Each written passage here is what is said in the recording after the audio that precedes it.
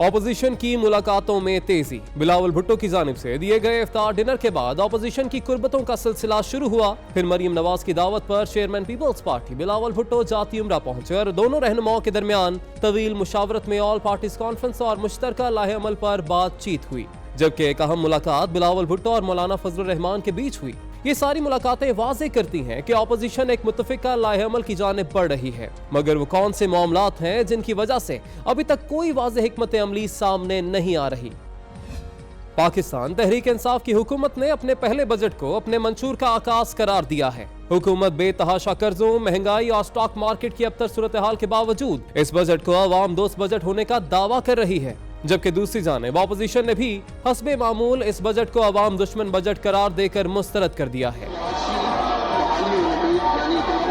हुकूमत मुल्क को मालियाती मुश्किलात से निकालने की पूरी कोशिश कर रही है। पहले एक आध साल सख्त होगा, मगर फिर पायदार बुनियादों पर हमारी मेहनत का फल इंशाल्लाह मिलना शुरू हो जाएगा। बजट को रोकना है, जो भी हमसे होता है, जो भी हमने करना है, हम ये अवाम दुश्मन, मुल्क दुश्मन, गरीब दुश्मन बजट को पास नहीं होने देंगे। ये बजट कितना अवाम दोस्त है, जबकि तनाव के सियासी और मुआशी माहौल में हुकूमत क्या ये बजट मंजूर करवा सकेगी?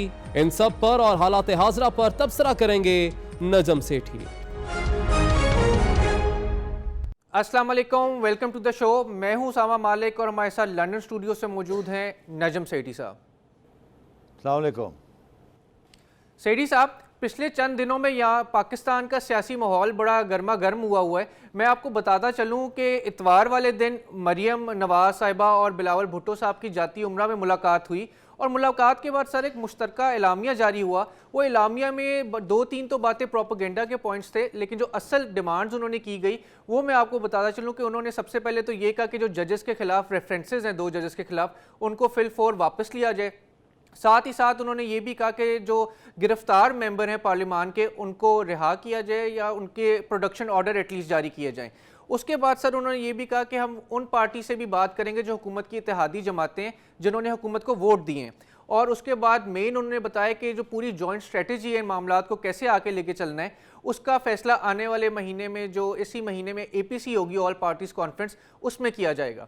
और सर कल मैं बता दूं कि इस सिलसिले की आगे कड़ी जो थी उसमें बिलावल साहब मौलाना फजलुर रहमान के पास गए और वहाँ पे उनकी मुलाकात की, और इस मुलाकात के बाद सर दोनों ने मीडिया से कुछ गुफ्तगू की। पहले मैं आपको वो सुनवाता हूँ। इस हुकूमत का ख़ात्मा यही मुल्क के निजात का रास्ता है और इसी के लिए हमने इस पर इत्तेफाक किया है कि अगले जो हमारा जून का आखिरी अशरा है उसमें हम ऑल पार्टीज कॉन्फ्रेंस करेंगे। मौलाना साहब कहता है कि हुकूमत को जाना है और मैं कहता हूँ कि पार्लियामान को अपना टर्म पूरा नहीं करना है, टर्म को पूरा करना चाहिए। तो ये जो प्रोडक्शन ऑर्डर नहीं हो रहे हैं, पीपल्स पार्टी के मज़ीद लोगों को और मुस्लिम लीग नून के मज़ीद लोगों को गिरफ्तार होने के भी इम्कानात हैं, वो सिर्फ इस बुनियाद पर कर रहे हैं ताकि बजट में अपोजिशन का वोट कम हो जाए और इस तरीके से वो बजट जो है वो जबरी बजट जो है वो कौम के ऊपर मुसल्लत कर सके। अगर वो संजीदा है तो चेयरमैन सेनेट जिसको हम गिरा सकते हैं, उनके खिलाफ तहरीक अदम इत्मीनान लाने का ऐलान करें, क्या कहेंगे आप? इस पे कोई बात नहीं हुआ, लेकिन हम हर फ्रंट पे लड़ने के लिए तैयार हैं। लेकिन हम हर महाज पे लड़ने के लिए भी ये तैयार बात हैं। एनपी वाले जो है वो जाहिर है कि APC में लाएंगे। जब APC में लाएंगे, सबके सामने बात आएगी तो हल हो जाएगा मसला इंशाअल्लाह। जी सेठी साहब, सुना आपने, मौलाना साहब और बिलावल दोनों ये कह रहे हैं कि हुकूमत को जाना है, लेकिन वो बिलावल साहब ये भी कह रहे हैं कि पार्लियामान को अपनी टर्म पूरी करनी चाहिए, तो कुछ इन हाउस चेंज की तरफ इशारा है। मैं सर यहाँ पे ये भी बताया चलूँ कि शायद खाकान अब्बासी साहब ने चंद दिन पहले इसी किस्म की एक बात की है, वो भी मैं आपको सुनवाना चाहता हूँ। लोग हमसे खुद रब्ता कर रहे हैं, मैं आपको हकीकत बता रहा हूँ। PTI के लोग और जो उनकी इत्तेहादी जमातें हैं, इत्तेहादी जमातों से भी रब्ता हुआ है। मेरा तो ज़ाती तौर पर नहीं हुआ। कितने लोग हैं जो रब्ता कर रहे हैं आपसे? हुकूमत के कितने लोग रब्ता कर रहे हैं PTI के? मैं अंदाज़न 15-16 लोग हैं। 15-16 लोग जी, जिनका मुझे इल्म है। अच्छा, जो रब्ता कर रहे हैं। जी सेठी साहब, 15-16 लोग वो कह रहे हैं PTI के ऑपोजिशन से राब्ते में हैं। और सर इसी सिलसिले में आपने भी एक प्रेडिक्शन की थी पिछले हफ्ते, वो भी मैं अपने नाजरीन को और आपको सुनवाना चाहता हूँ। अब बात यह है कि आज अगर जरदारी साहब और बिलावल ये फैसला करें और नून लीग तैयार हो जाए कि ठीक है जी, फिर अगर लड़ाई है तो फिर लड़ाई है, चलें फिर हम सेनेट में शुरू करते हैं। बाहर तो जो होगा होगा, सबसे पहले तो सेनेट में अपना चेयरमैन लगाए ना, वो तो जनाब एक नोटिस में वो फारग हो सकते हैं संजनानी साहब। सेठी साहब, सुना आपने कहा था कि चेयरमैन सेनेट फारिग हो सकते हैं और इसी किस्म की चहमगोइयाँ आ रही हैं कि शायद उनको भी चेंज करने की बातें हो रही हैं। तो सर जी, सवाल मेरा ये है कि आगे अब क्या होने जा रहा है और ये जो पूरी ऑपोजिशन में इतनी हिलजोल हो रही है, ये कहाँ बात जाएगी? आपने को 3-4 वीडियोस दिखा दिए और अब आपने एक ही सवाल में सारे जवाब भी तलब कर लिए। कमाल ही हो गया। चलो कुछ करते हैं कोशिश, 1 को 2 के साथ जमा करके 3 बनाते हैं। अच्छा, अब ऐसे है कि सबसे पहली बात तो ये कि ये तो फैसला हो गया कि जून के एंड में ऑल पार्टीज़ कॉन्फ्रेंस या मल्टी पार्टी कॉन्फ्रेंस, जो भी आप कह लें, ये कॉल करेंगे। मगर आपने देखा कि पहले इन्होंने कहा था ईद के बाद करेंगे जी, फिर उन्होंने कहा था कि हाँ एंड ऑफ जून करेंगे। तो अब वो एंड ऑफ जून पे ही टिके हुए हैं। अभी कल क्यों नहीं कर सकते, परसों क्यों नहीं कर सकते, इसका कोई जवाब नहीं है। इससे यही मतलब है कि अभी बहुत सी चीज़ें तय नहीं पाई हैं। अगर तय भी पा गई हैं तो इत्तेफाक नहीं हुआ, क्योंकि जरदारी साहब जेल में है, नवाज शरीफ साहब जेल में है। जो कुछ भी तय होगा, जाहिर है बिलावल पहले अपने वालिद के पास जाएगा और मरियम जो है वो अपने वालिद के पास जाएंगे। और यहाँ तो शहबाज शरीफ साहब भी इन्वॉल्व हैं, वो भी अलग मुलाकातें कर रहे हैं। मॉडल टाउन में भी वो नहीं थे और अब जाके मैंने सुना कि मौलाना के साथ उन्होंने अलग मुलाकात की। तो इसका ये मतलब है भी कुछ इश्यूज रहते हैं, इसीलिए अभी फ़ैसला 3-4 चीज़ों के ऊपर नहीं हो पाया। पहला फ़ैसला जो नहीं हो पाया ये कि क्या करेंगे, क्या ऑब्जेक्टिव क्या है, कि सिर्फ बजट के ऊपर एजिटेशन करनी है और बजट को पास नहीं होने देना। और अगर बजट बाय द वे अगर पास नहीं होता तो it's a vote of no confidence in the government. तो अगर बजट ना पास हुआ तो ये गवर्नमेंट की छुट्टी हो जाती है, फिर एक नई प्राइम मिनिस्टर बनाना पड़ता है, किसी और को वोट ऑफ कॉन्फिडेंस लेना पड़ता है। तो बजट ना पास होने का तो मतलब ही ये है कि गवर्नमेंट तब्दील हो जाती है। पार्लियामेंट में उसका खात्मा नहीं होता, गवर्नमेंट तब्दील हो जाती है। तो जो मौलाना कह रहे हैं, मौलाना तो यही कह रहे हैं गवर्नमेंट की छुट्टी कराई जाए। और मगर बिलावल ने जो बात की है वो बहुत दिलचस्प है। वो कहता है कि गवर्नमेंट जाए या ना जाए, पार्लियामेंट को रहना चाहिए। तो इसका ये मतलब है कि फिर एक और भी ऑप्शन हो सकती है। वो क्या जी, कि गवर्नमेंट भी रह जाए और पार्लियामेंट भी रह जाए और इनके मकासद भी पूरे हो जाए। वो क्या है?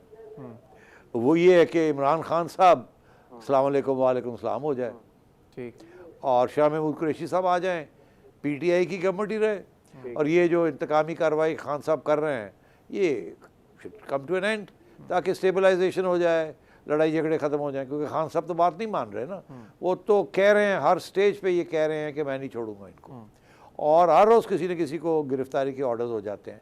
और अब तो बड़ा क्लियर हो गया कि नैब इनकी हुकूमत की ऑर्डर्स के ऊपर चल रही है, उसमें तो कोई शक ही नहीं रहा।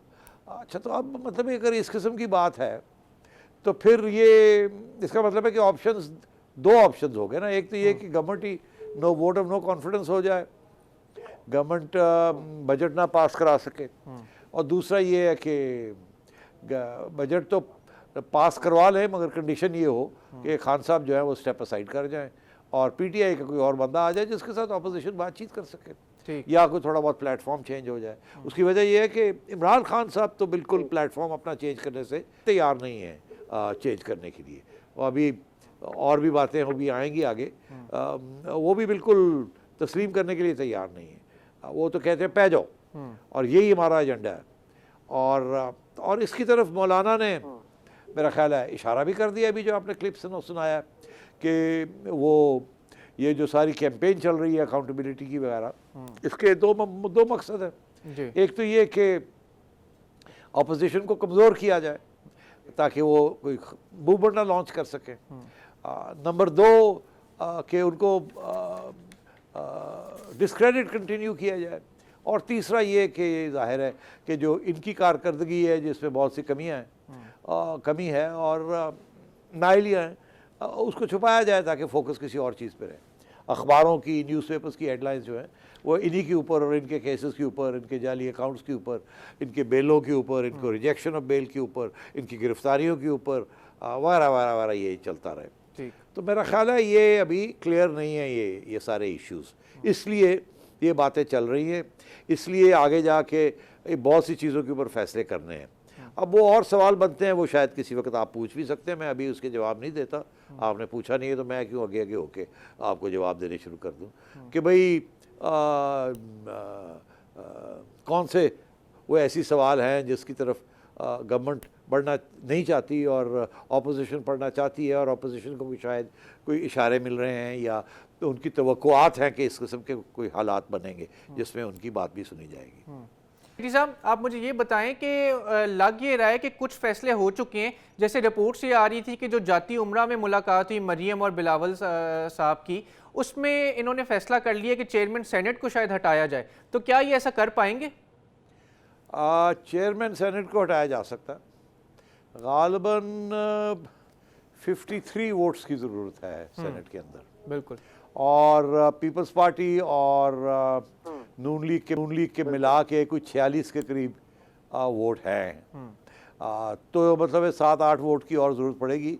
वो अगर ये फैसला करें कि ये हमने करना है और थोड़ी बहुत हिमायत हो सकता है, क्यों नहीं हो सकता। फाटा के अंदर बड़े इश्यूज़ हैं वगैरह वगैरह, ये हो सकता है। और देखिए, मगर मसला ये है कि उसके साथ कोई फौरी तौर पे तो मसला हल नहीं होगा ना, बिकॉज बजट जो होता है वो तो नेशनल असेंबली में ही पास होता है जी। वो मनी बिल जो है वो सेनेट में नहीं जाता, और इसीलिए मनी बिल जो है वो वोट ऑफ नो कॉन्फिडेंस करार दिया जाता है अगर पास ना हो नेशनल असेंबली में। वो एक लॉन्ग टर्म स्ट्रेटजी हो सकती है तंग करने की कि जी ठीक है, फिर आप बन तो जाएं, आप अपना बिल तो पास करा लें नेशनल असेंबली के अंदर बजट का, मगर जब बाकी बिल्स आएंगे जो नॉन मनी बिल्स होंगे तो फिर हम उसको नहीं होने देंगे, हम तंग करेंगे आपको, हमारा अपना चेयरमैन होगा, बड़ा फ़र्क पड़ जाता है। मगर that's a long term strategy, it's not a immediate strategy. तो ये बिल्कुल ऐन मुमकिन है, मगर मैं ये समझता हूँ, मैंने पहले भी यही कहा था कि अगर ऑपोजिशन संजीदा है और डेफिनेटली वो कुछ करना चाहती है तो इस किस्म के कदम उठाने पड़ेंगे।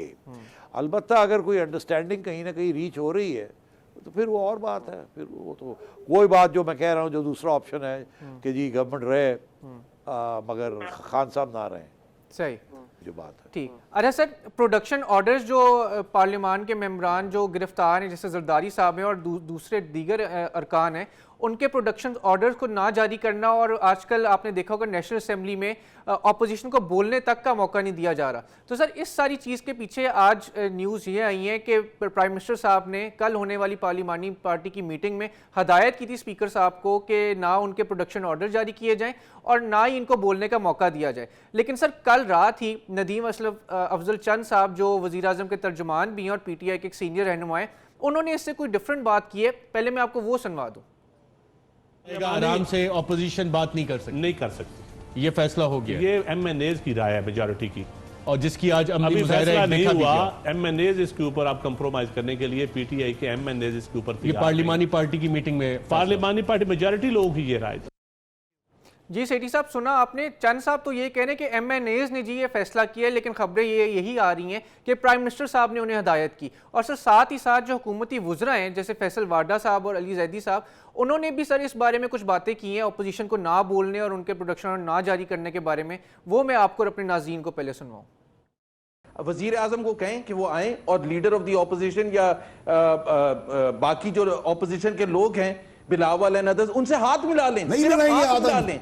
हम शक्ल देखना पसंद नहीं करते, और ठीक हो जाएगा। अगर वो हाथ मिलाने के लिए तैयार नहीं है, गले लगा के वही काम करें, तुम्हारी बारी मेरी बारी, हम आपकी शक्ल पसंद नहीं करते जो आपने काम किया मुल्क के साथ। जो 9 महीने 10 महीने से ऑपोजिशन ने हमें नहीं बोलने दिया, तो जरा taste of their own medicine उनको मिलना चाहिए। तो वो गाना था ना, रोक सको तो रोक लो, इनको मैं कहता हूँ बोल सको तो बोल लो। जी सेठी साहब, सुना आपने, वाडा साहब तो कह रहे हैं कि वो अपोजिशन की शक्ल देखने तक के लिए तैयार नहीं है, और अली जैदी साहब भी यही कह रहे हैं कि बोल सको तो बोल लो। तो सर जी, ये जो हुकूमत की इतनी एग्रेसिव स्ट्रेटजी है, इसके पीछे क्या लॉजिक है? तो पहला सवाल तो ये है ना कि ये MNAs की स्ट्रेटजी है या हुकूमत की स्ट्रेटजी है, फ़र्क है ना दोनों चीज़ों में। हुकूमत is prime minister and cabinet, और पार्लियामेंट इज़ MNAs, जो कि वो नहीं है। अब मैं समझता हूँ कि चांद साहब जो हैं बेचारे is being more loyal than the king, जो ऑर्डर्स हैं उनको कि खान साहब से अटेंशन फोकस ना होने दें, आप MNAs कहें कि जी हम खुद कर रहे हैं, ताकि लेवरेज रहे खान साहब के ऊपर थोड़ा बहुत इधर उधर होने की। अब मगर वाडा साहब ने जो बात की है उससे आपको समझ आनी चाहिए ना, he is his masters voice.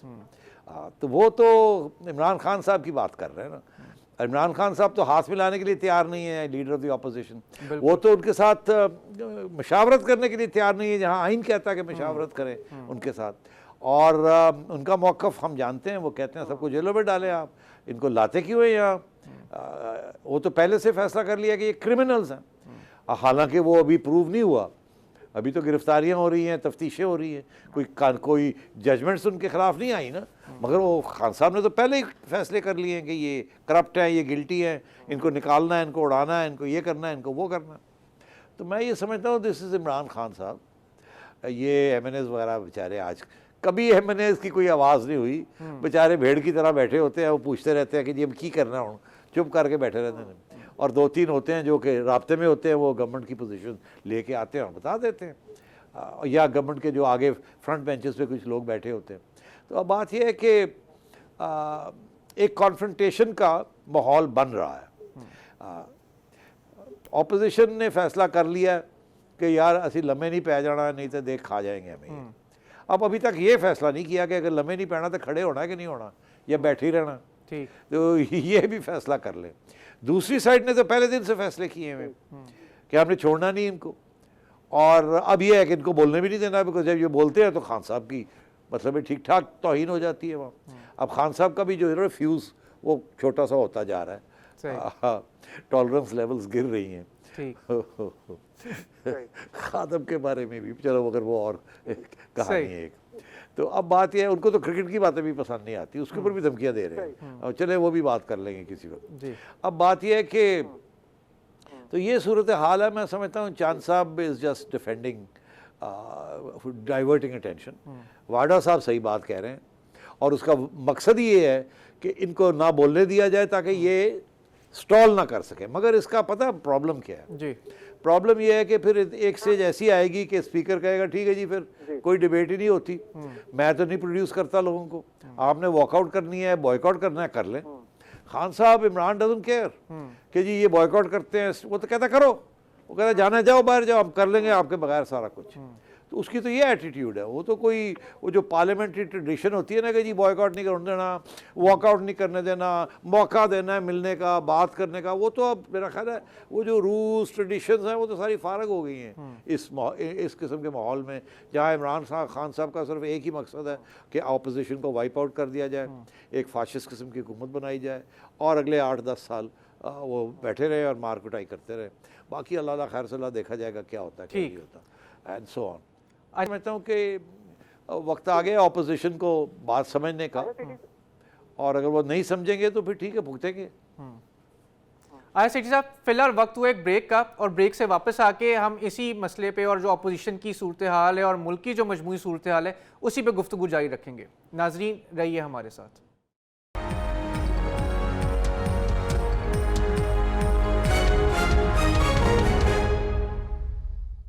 Welcome back. सेठी साहब, आपको मैंने सुनवाया था क्लिप शाहिद खकान अब्बासी साहब का, जिसमें वो कह रहे थे कि 15 से 16 पार्लियामेंटेरियंस जो है PTI के, वो उनसे राब्ते में हैं और हुकूमत को कोई टफ टाइम देने का सोच रहे हैं। साथ ही साथ सर में एक नई डेवलपमेंट ये भी हुई है कि MQM का वफ्द कर बिलावल भुट्टो साहब से मिला है, और आज उन्होंने जरदारी साहब के प्रोडक्शन ऑर्डर्स का मुतालबा कर दिया है। तो साथ ही साथ सर आप मुझे ये बता दें कि जो इत्तेहादी जमातों के साथ ये पूरी सूरत हाल है, और जो शाहिद खकान अब्बासी साहब के बकौल 16 MNAs जो उनसे भी राब्ते में, ये आगे को हुकूमत को मजीद टफ टाइम देने जा रहे हैं और अपोजिशन का स्टांस मजबूत हो रहा है। देखिए, ये लोग जो हैं MQM वाले, और आप कह रहे हैं कि वो कह रहे हैं 15-16 PTI के लोग हैं, फॉरवर्ड ब्लॉक किस्म का को बनने जा रहा है, जो कि मिले हैं ये उनके राब्ते में।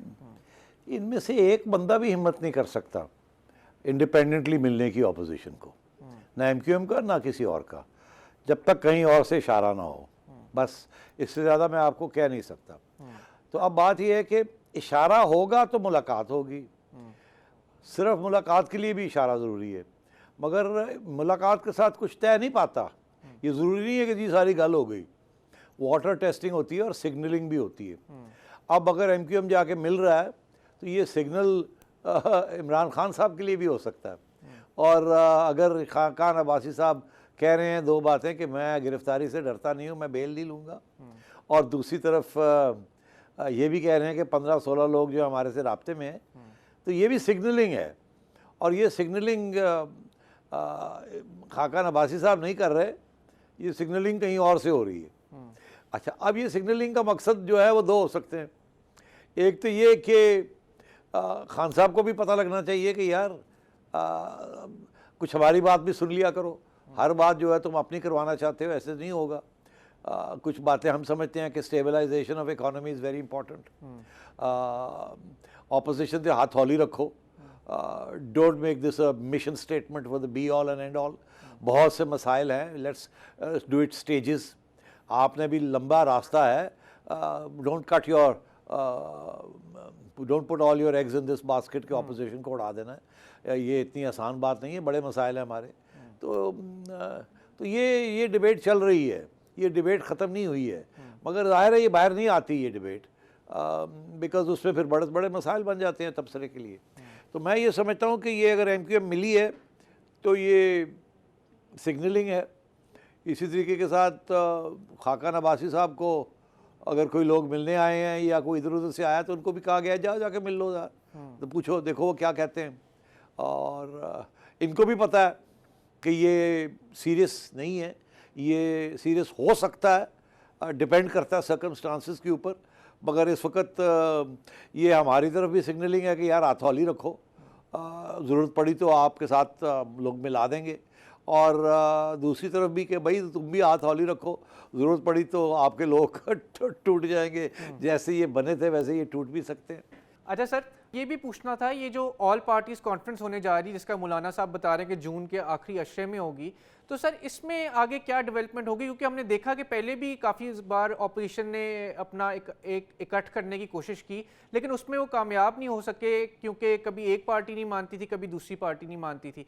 तो सर जी, इस बार जो हो रही है ऑल पार्टीज कॉन्फ्रेंस, क्या वाकई में ये कोई इसके देर पा नताइज होंगे और ये यूनाइटेड फ्रंट पेश कर पाएगी ऑपोजिशन? देखिए, ये सवाल तो आपको पता चल जाएगा ना, इसका जवाब जाहिर है इस वक्त गेम प्लेइंग हो रही है, कोई फैसले कहीं भी नहीं हुए हैं। कुछ लोग में खान साहब को समझाने की कोशिश कर रहे हैं, ऐसे ना करें, ऐसे करें। कहीं कहीं खान साहब बात मान जाते हैं, कहीं कहीं कहते हैं नहीं, कहीं कहीं वो अपनी हील्स डिग इन कर लेते हैं कि नहीं ऐसे। ये ऑपोजिशन के मामले के ऊपर, बाकी चीज़ों के ऊपर नहीं। इसी तरीके के साथ ऑपोजिशन को भी कुछ ना कुछ अंडरस्टैंडिंग तो चल रही है ना, राब्ते तो रहते हैं, आपको पता ही है, ऐसे तो नहीं होता कि राब्ते टूट जाते हैं।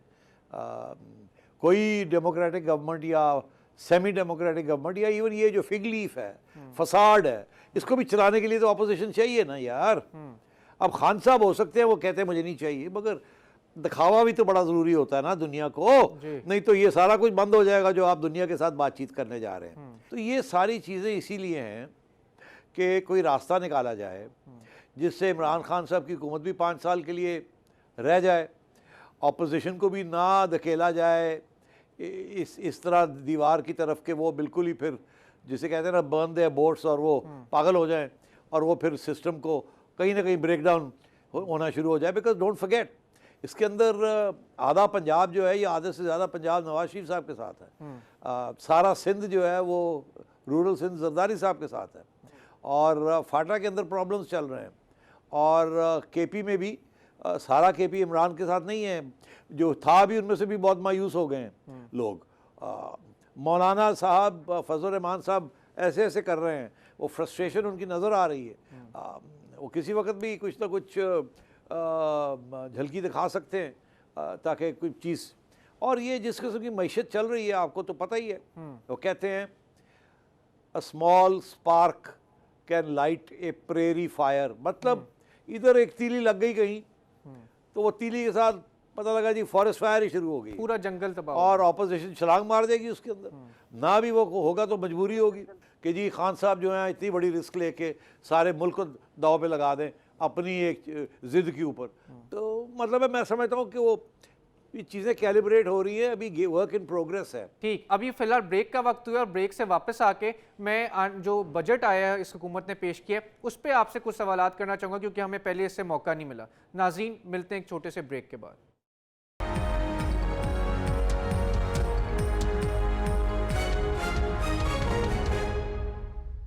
Welcome back. सईदी साहब, जब से बजट आया पिछले हफ्ते हमें मौका नहीं मिल रहा था कि आपका उस पर आपकी राय जान सकें और तबसरा ले सकें, तो सर जी फिर वो मोटी मोटी बात बता दें कि असल में इस बजट में है क्या, गरीबों के लिए क्या अच्छी चीज़ें और बुरी चीज़ें, और साथ ही साथ इसमें परेशान कौन बातें क्या है। देखिए, बड़ी डिटेल में स्टडी किया है मैंने बजट, बड़े नोट शोट्स भी बनाए थे, मौका नहीं मिल रहा था बात करने का। चलें आज थोड़ा सा टाइम है, मोटी मोटी बात कर लेते हैं। पहली बात तो ये है कि बजट में बहुत सी अच्छी चीज़ें भी हैं मुल्क के पॉइंट ऑफ व्यू से, मगर मुख्तलिफ इंटरेस्ट्स, वेस्टेड इंटरेस्ट्स जो होते हैं, खा वो अमीरों के हों या कोई गरीबों के हों, उनके ऊपर बहुत सी दिलचस्प कमेंट्स हो सकते हैं। पहले बात आई मुल्क की। मुल्क के लिए तो जिस किस्म की डेवलपमेंट्स हो रही हैं, जो IMF कह रहा है, अगर आप उस रास्ते पे चल पड़ें तो 4-5 साल के बाद मुल्क के लिए हालात बेहतर हो सकते हैं, इसमें कोई शक नहीं है। इसमें भी कोई शक नहीं है कि इस बजट के अंदर कोशिश की गई है कि अमीरों से के ऊपर ज़्यादा बोझ पड़े, जो भी आगे कुर्बानियाँ करनी है उस पर अमीरों के ऊपर ज़्यादा बोझ बने। ये इसमें भी कोई शक नहीं, इसमें बहुत से इक़दाम ऐसे हैं। ये भी कोशिश की जा रही है कि किसी तरीके के साथ IMF के साथ बातचीत चलती रहे, किसी स्टेज पे ये डिरेल ना हो जाए बजट। अब मैं बहुत सी बातें कर सकता हूँ यहाँ, छोटी छोटी बातें करते चलते हैं, मगर गरीबों के लिए कोई ख़ास कुछ नहीं है। अच्छा। इन टर्म्स ऑफ हेल्प बुराई बहुत सी है, क्योंकि जहाँ महंगाई होगी तो सबसे ज़्यादा तकलीफ़ गरीबों को होगी। बिल्कुल। अब अमीर तो फिर भी महंगाई बर्दाश्त कर लेता है, मगर गरीब नहीं कर सकता, और महंगाई बिल्कुल होगी, ठीक ठाक महंगाई होगी। उसकी वजह यह है कि बहुत से इंपोर्ट आइटम्स के ऊपर ड्यूटियाँ लग जाएंगी और ज़्यादा, ऊपर से आपका रुपए की कीमत गिर गई है। पहले जो चीज़ 100 रुपये की मिलती थी अब 150 रुपये की आएगी वो मुल्क के अंदर। तो मतलब है कि महंगाई जनरली होगी। कहते हैं जी कि 10-11%, मैं समझता हूँ 15-20% के करीब महंगाई हो जाएगी, 15-20% अक्रॉस द बोर्ड, मगर गरीबों के लिए ये बहुत बड़ी चीज़ होती है। अब इनकम टैक्स के स्लैब्स भी देख लें, अब जो बहुत अमीर लोग हैं उनके लिए तो ठीक है, वो ज़्यादा देना पड़ेगा उनको, मगर जो मिडिल क्लास है उसको तकलीफ़ होगी। अब जिसको 50,000 रुपये तनख्वाह है, पहले मिफ्ता इस्माइल साहब के बजट के अंदर लाख रुपए महीनावार जिनकी तनख्वाह थी उनको कोई टैक्स नहीं देना पड़ता था। अच्छा। अब डायरेक्ट टैक्स अब 50,000 वालों को नहीं देना पड़ेगा, उससे ऊपर देना पड़ेगा, और जैसे जैसे बढ़ती जाएगी आपकी ज़्यादा स्लैब बढ़ता जाएगा। तो मैं समझता हूँ इससे काफ़ी तकलीफ़ होगी। एक तरफ महंगाई, दूसरी तरफ आपकी रियल इनकम जो है, डिस्पोजेबल इनकम जो है वो गिर रही है। तो बहुत से लोग हमारी टीवी चैनल के अंदर, वो लोग जिनकी तनख्वाहें 50,000 रुपये तक हैं वो तो उनका तो बचाव हो जाएगा, मगर जो 50 से लाख रुपए वाले हैं या इससे ज़्यादा वाले हैं, उनकी तनख्वाहें, और या उन्हें आप समझे कि जो पैसे जेब में रह जाएंगे जिसकी एक्चुअल वैल्यू क्या होगी वो तो आधी रह जाएगी। वो कहते हैं कि और वो जो लोअर इनकम वाले हैं उनकी ऐसे है जैसे कि 12 महीने की जो तनख्वाह मिलेगी वो कम से कम वो सिर्फ 10 महीने की मिलेगी, 2 महीने की उड़ जाएगी, इन्फ्लेशन के अंदर ही उड़ जाएगी, वगैरह वगैरह। तो मतलब मुश्किल तो बिल्कुल हालात आ रहे हैं, मगर जो अच्छी चीज़ें हैं वो ये हैं कि जी अमीर लोगों के ऊपर कुछ बोझ पड़ेगा। अब अमीर लोग जो हैं वो चीखें मारेंगे। अब तो मैं इसलिए सोचता था कि इसको कैसे डिस्कस किया जाए। एक तो ये है कि इसमें अमीरों के लिए क्या है और गरीबों के लिए क्या है। मैंने कहा गरीबों के लिए कुछ नहीं है। अब आइए कि अमीरों के लिए क्या है। अमीरों के लिए कुछ तकलीफ़ है, इसमें कोई शक नहीं है। अब देखना ये है कि अमीर करते क्या हैं, क्या फिर चोरियां करेंगे या अमीरों को पकड़ लिया जाएगा, या कोई ऐसे सिलसिला बनाया जाएगा जिससे वो चोरी ना कर सकें। चोरी से मुराद ये है कि वो टैक्स चोरी ना कर सकें। अब इसमें ताजर लोग आ जाते हैं, इसमें बहुत से लोग आ जाते हैं जो आज तक उनके ऊपर टैक्स नहीं लगा या लगा नहीं सकी हुकूमतें। वो डरते इसीलिए थे क्योंकि वोट बैंक है। बिल्कुल। तो अगर ये ऐसे ही हुआ तो ये बिल्कुल स्ट्राइक्स भी हो सकती है, प्रोटेस्ट भी हो सकते हैं, बाज़ार बंद भी हो सकते हैं, ये सारा कुछ हो सकता है। तो ये अगले महीने जाके पता चलेगा, क्योंकि अभी तक बातें चल रही हैं कि ये चीज़ को ऐसे कर दिया जाए, इसको ऐसे कर दिया जाए, ये किया जाए, ये ना किया जाए, वगैरह वगैरह। तो मैं ये समझता हूँ कि इस किस्म के बहुत से इश्यूज़ हैं इस बजट के अंदर, मगर बाय एंड लार्ज जो प्रॉब्लम्स आएंगे वो आएंगे सियासी तौर पे और वेस्टेड इंटरेस्ट की तरफ से आएंगे, जिसकी वजह से हमें सवाल ये खड़ा होगा कि क्या ये बजट आगे ये अपने टारगेट्स अचीव कर भी सकेंगे या नहीं अचीव कर सकेंगे। तो ये बेसिकली ये सवाल खड़ा होगा। अब अगर आप चाहें तो मैं इसका जवाब दे देता हूँ। जी सर, बिल्कुल। इसका आगे बता दें कि हुकूमत के लिए और जो पॉलिटिकल इसकी रेपरकशंस और इसके नताइज क्या होंगे। देखिए 2-3 बातें करते चलें जो कि आमतौर पे करनी चाहिए। एक तो ये कि वो कहते थे कि डिफेंस बजट जो है उसको कट करेंगे या फ्रीज करेंगे। दरअसल बड़ा मुश्किल है इन हालात के अंदर जबकि आप घिरे हुए हैं दुश्मनों के साथ। दूसरी चीज़ ये है कि पब्लिक सेक्टर डेवलपमेंट प्रोग्राम जो है वो बहुत कम है। वो हो सकता है कि जब टैक्स कलेक्शन जो है वो पूरी ना हो तो उसके ऊपर और कट लगाने पड़ जाएं। इसी तरीके के साथ सिपेक के बड़े इश्यूज़ हैं कि वो उसकी जो प्रोजेक्ट्स हैं वो जिसके पाकिस्तान ने अपने खर्च करने अपने बजट से पैसे क्या वो खर्च पाएंगे उसके ऊपर या नहीं खर्च पाएंगे। पैसे ही नहीं होंगे तो कहाँ से करेंगे। पैसे आने हैं टैक्सेस से पैसे नहीं आएंगे तो कैसे आगे जाके काम चलेगा and so on and so fourth.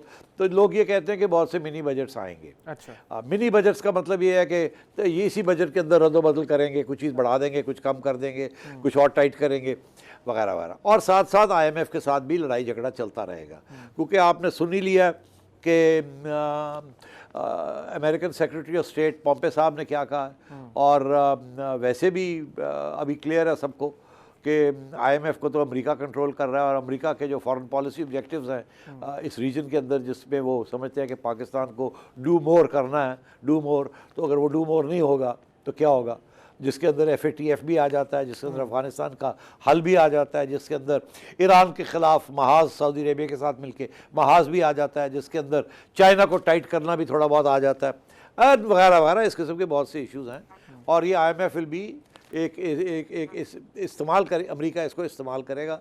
IMF आपको टाइट करता रहेगा और आपके पास कभी पैसे देगा, कभी नहीं देगा, कभी टाइट करेगा। तो ये बहुत मुश्किल काम है आगे क्योंकि इसमें सिर्फ इकोनॉमिक्स की बात नहीं है, इसमें पॉलिटिक्स की बात भी है और इसमें डोमेस्टिक पॉलिटिक्स की बात भी है और इंटरनेशनल पॉलिटिक्स की बात भी है। डोमेस्टिक पॉलिटिक्स की बात इस तरीके से है कि अगर इंस्टेबिलिटी रही जो कि अभी देख रहे हैं आप, अगर इंस्टेबिलिटी रही तो ये सवाल ही पैदा नहीं होता कि इन्वेस्टमेंट हो या बिजनेस कम्युनिटी जो है वो इन्वेस्टमेंट करे और एम्प्लॉयमेंट हो। और अगर अनएम्प्लॉयमेंट बढ़ती है और ग्रोथ रेट नहीं बढ़ता तो तबाही हो जाएगी। यहाँ अब यहाँ भी डिसएग्रीमेंट्स हैं। मिनिस्ट्री ऑफ प्लानिंग कह रही है कि जी 4% ग्रोथ हो जाएगी, मिनिस्ट्री ऑफ फाइनेंस कह रही है 2.4% होगा। आपस में भी अभी हुकूमत के अंदर जो मिनिस्ट्रीज हैं वो इत्तेफाक नहीं है कि जी क्या होगा क्या नहीं होगा। तो मतलब है इस किस्म की चीज़ें चल रही हैं। और अगर इस हुकूमत की कारकर्दगी देखी जाए तो अभी आप देख लीजिए कि पिछले 12 महीने के अंदर इस हुकूमत ने क्या किया है, इसके टारगेट क्या थे और इन्होंने किया क्या है।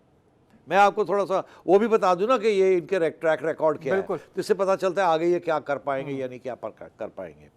अभी देखिए इनका जो ट्रैक रिकॉर्ड है वो बड़ा इंटरेस्टिंग है। मैंने यहाँ लिखा हुआ है कि ये ट्रैक रिकॉर्ड इनका ये है कि इन्होंने कहा था कि इनके टारगेट था कि एक्सपोर्ट्स 28 बिलियन के करीब होंगे इस साल, मगर ये एक्सपोर्ट्स 28 बिलियन नहीं हुए।